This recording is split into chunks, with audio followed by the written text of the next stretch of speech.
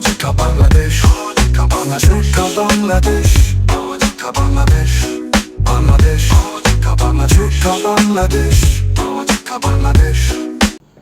Hello জনগণ, আসসালামু আলাইকুম। আওয়াজ উঠা বাংলাদেশ চ্যানেলের পক্ষ থেকে আমি স্বাধীন আছি আপনাদের সাথে স্বাগত জানাচ্ছি আমাদের নিয়মিত আয়োজন জনতার আওয়াজ অনুষ্ঠানে। আজকের আলোচনায় আমরা দেখব দুটি সংবাদ দেখব। একটি হচ্ছে বিএনপির ভারপ্রাপ্ত চেয়ারম্যান তারেক রহমান, তিনি তার একটি বক্তব্যে বলেছিলেন যে বিএনপির নেতাকর্মীরা কোথাও চাঁদাবাজি করলে তাকে ধরে বেঁধে পুলিশের হাতে সোপর্দ করুন। আর আরেকটি নিউজ হলো গতকালকে ইত্তেফাক একটি রিপোর্ট প্রকাশ করেছে যে রিপোর্টে বলা হয়েছে গত 5 আগস্টের পর শেখ হাসিনার পতনের পর রাজনৈতিক দল হিসাবে, শক্তিশালী রাজনৈতিক দল হিসাবে আত্মপ্রকাশ করে বাংলাদেশ জাতীয়তাবাদী দল বিএনপি। এতে দলটির তৃণমূল পর্যায়ে দলে অন্তর্কুন্দল বেড়েছে এবং এই অন্তর্কুন্দলে পরে গত 8 মাসে 50 জনের উপরে তাদের নেতাকর্মী মৃত্যুবরণ করেছেন। এদিকে এই ধরনের সংঘর্ষ এবং সংঘাতগুলোকে স্বীকার করে নিচ্ছেন দলের শীর্ষ পর্যায়ের নেতাকর্মীরা, নীতি নির্ধারণী পর্যায়ের নেতাকর্মীরা। তারা বলছেন যে সকল পর্যায়ে বিভিন্ন সময় বিভিন্ন প্রকার পদক্ষেপ নেওয়া হচ্ছে, যার কারণে এই সকল সংঘর্ষ কম হচ্ছে বলে তারা দাবি করছেন।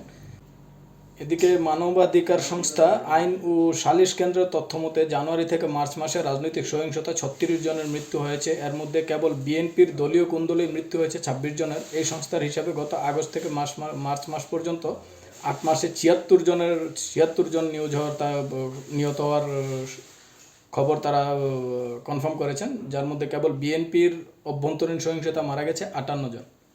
এই দুটি সংবাদকে যদি আমরা পাশাপাশি রাখি, একটিতে দলের শীর্ষ পর্যায়ের ভারপ্রাপ্ত চেয়ারম্যান তারেক রহমান, তিনি বলছেন দলের মধ্যে কোনো বিশৃঙ্খলা বা চাঁদাবাজি এ ধরনের কোনো বিশৃঙ্খলামূলক কার্যকলাপে জড়িত হলে তাকে ধরে পুলিশে দেওয়ার কথা বলছেন। কিন্তু পুলিশে দেওয়ার কথা একদিক দিয়ে বলছেন, আরেক দিয়ে তিনি তার শীর্ষ পর্যায়ের নেতাকর্মীরা স্বীকার করছেন যে সংঘর্ষ নিয়ন্ত্রণ করছেন তারা, তবে ব্যবস্থা নিচ্ছেন, তবে সেটা পুরোপুরি সম্ভব হচ্ছে না।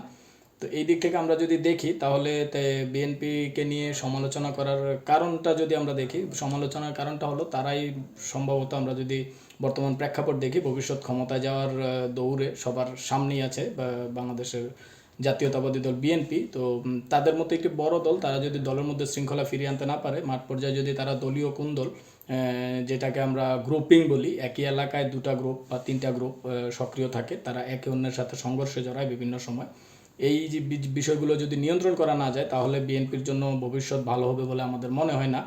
আর এখানে আমি আরও একটু কথা বলবো, যেমন বিএনপির ভারপ্রাপ্ত চেয়ারম্যান তারেক রহমান যে কথাটি বলেছেন, যে ধরে পুলিশে দেওয়ার কথাটি বলেছেন, সেই কথাটি যদি তার দলীয় যে সকল ঊর্ধ্বতন নেতাকর্মী যারা বিভিন্ন জেলা পর্যায়ে, উপজেলা পর্যায়ে, আমরা যদি খেয়াল করি প্রত্যেকটা উপজেলা পর্যায়ে তাদের দলীয় কিছু প্রার্থী আছে যারা ভবিষ্যৎ নির্বাচনে এমপি প্রার্থী হবেন এবং সেই এলাকা থেকে নির্বাচন করবেন, দলীয় প্রতীক নিয়ে নির্বাচন করবেন। এমন রাজনীতিবিদদের যদি বলা হয় যে আপনার এলাকায় কোনো ধরনের বিশৃঙ্খলা সৃষ্টি হতে দেবেন না, সেটার ক্ষেত্রে আপনি নিজেই অ্যাকশান নেবেন, নিজেই সেই ব্যক্তি বা গ্রুপের বিরুদ্ধে অ্যাকশান নেবেন এবং পাশাপাশি পুলিশকে ইনফর্ম করবেন এবং আপনারা নিজ দায়িত্বে তাদেরকে ধরে পুলিশে সোপর্দ করবেন এবং ব্যবস্থা নেবেন, তাহলে আমার মনে হয় এই সকল কুন্দল বা এই সকল বিশৃঙ্খলা নিয়ন্ত্রণ করা সম্ভব হবে বলে আমার মনে হয়। কারণ তৃণমূলে যদি নিয়ন্ত্রণ করা যায়, তৃণমূলে যদি নিয়ন্ত্রণ পদ্ধতি অবলম্বন করা যায়, তাহলে অবশ্যই নিয়ন্ত্রণ করা সম্ভব বলে আমি মনে করি। আরও একটা বিষয় যদি দেখি, যে বর্তমান সময়ে অনলাইনে প্রকাশিত বিভিন্ন নিউজের নিচে, বিভিন্ন সংবাদের নিচে আমরা মন্তব্যের ঘরে দেখি অনেকে মন্তব্য করে থাকে যে চাঁদাবাজি, লুটতরাজ যদি বন্ধ করে দেয় তাহলে তারা কর্মী খুঁজে পাবে না। তো ওই দিকে যদি নজর দেই, আমরা যদি খেয়াল করি যে রাজনীতিটা আসলে লুটেপুটে খাওয়াটাকে রাজনীতি বলা হয় না। রাজনীতি মানে হচ্ছে মানুষের সেবা, জনগণের সেবা, জনগণের কাজে আসা, জনগণের উপকার করা। সেই দিক থেকে যদি আমরা বিবেচনা করি, আমরা যদি